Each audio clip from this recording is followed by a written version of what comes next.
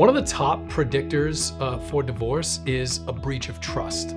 So if there is dishonesty in a relationship, whether it's infidelity, somebody not being completely transparent on financials, whenever there is a breach of trust, then that is a serious indicator that the relationship may be headed toward divorce. It's really important that you address that as soon as possible if that's something that's happening in your relationship.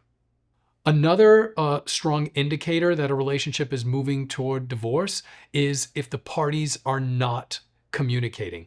This is especially problematic if there are children involved, because there are just more likely to be issues that blow the marriage up if there is a child involved. But generally, when parties are not communicating, it's a sign of detachment. And if there is a detachment, then the best case scenario is individuals just float apart.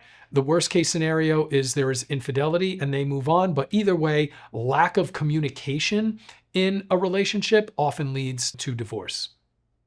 A very common indicator of divorce is if there is an individual who has a significant issue, but is not willing to acknowledge that it's an issue and not willing to consistently address the issue and maintain. So the most common examples of this are mental illness and substance abuse. So what we see in many cases is if an individual is suffering from substance abuse or mental illness, if that individual is not willing to own that and admit that there is an issue and engage in treatment and consistently maintain, then what'll happen is the other party has to make a decision about whether they are going to be okay living with this indefinitely.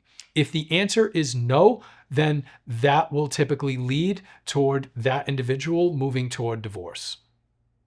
Another very common indicator that a relationship is headed toward divorce is a lack of commitment to conflict resolution.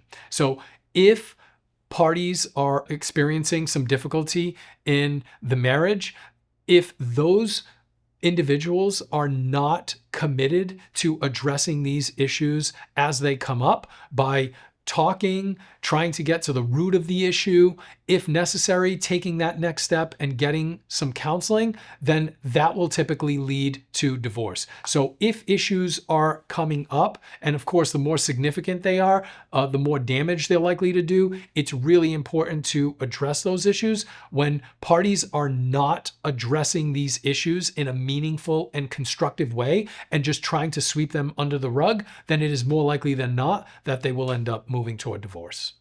If you are experiencing or seeing any signs that make you think you might be heading toward divorce, contact us at Farias Family Law.